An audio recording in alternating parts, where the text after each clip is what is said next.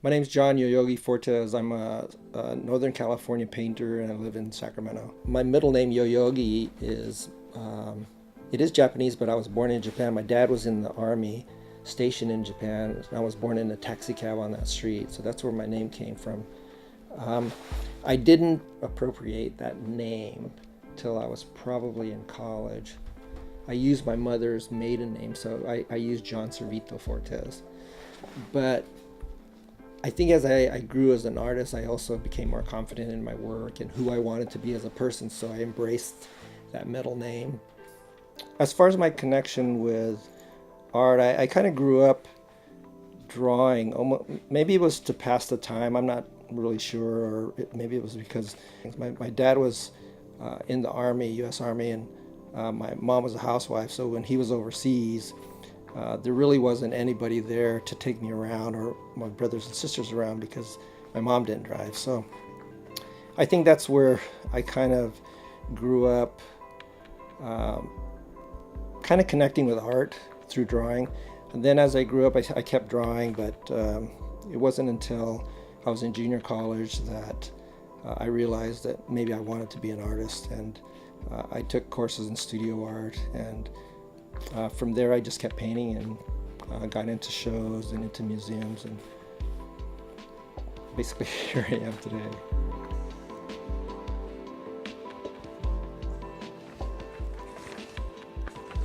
I understand for myself that the art world is a game and it's played by a lot of people, but it's really something that you either want to participate in if you're an artist or you don't. So if you want to participate in it, then you try and get your work into galleries, and then they take you to art fairs, and every artist wants to sell their work for a lot of money and become well known. I don't know where.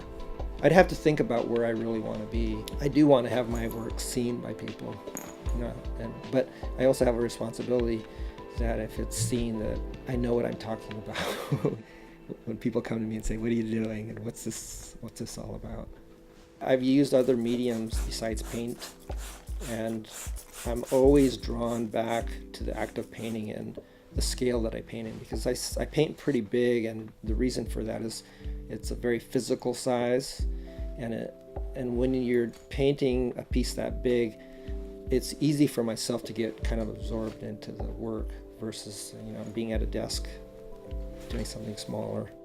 Typically what I'll do is I'll have maybe something happen in my life, like a little experience that I think is kind of quirky, or someone will say something, and what happens is, because of those phrases or that event, I'll somehow switch it around so that it becomes interesting to me in a kind of a quirky, dark way maybe. And that's what spurs the idea. Then what I'll do is, or I have a repertory of characters like smoking monkeys and other.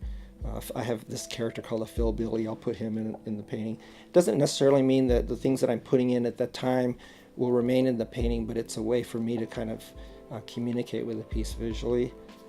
Then from there it expands to kind of the formal aspects of the painting, the composition, and then it grows into a story.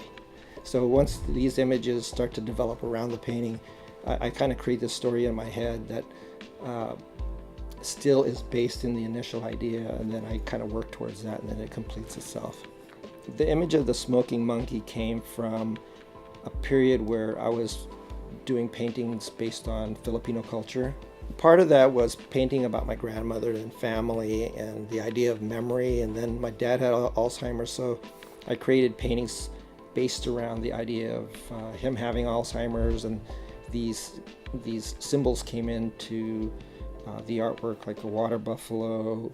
Water buffalo is a beast of burden in the Philippines, so my dad was the dominant person that was working, and then other images came in, like the smoking monkey, because my dad came over as an immigrant, and there was a lot of racism at the time when people coming from, not people, but Japanese, Chinese, and Filipinos coming from Hawaii into San Francisco. So they were called monkeys. The Filipinos were, I know for fact. So it was a way for me to kind of take this negative character and make it into something that was I don't know if it's positive in my artwork, but it was more of a humorous character. So I appropriated it in a way that worked for me, and that's kind of what it symbolizes. It symbolizes my dad, and is just this humorous character. When I'm not in the studio working on my paintings, I'm either dealing with my family. I have a 7-year-old that's in second grade, so I'm shuttling her back and forth from school, and I help her with her homework. But I also play guitar. So one of the things or the type of music that I like is Delta blues, which is really kind of rootsy. So I play slide, and I just play like Mississippi Delta blues. For me, as far as being an artist, there seems to be a point in your life that all of a sudden you could say, this is where I felt like I was actually making art that was serious. And when you look back on it, you could say, that was pretty good stuff. Or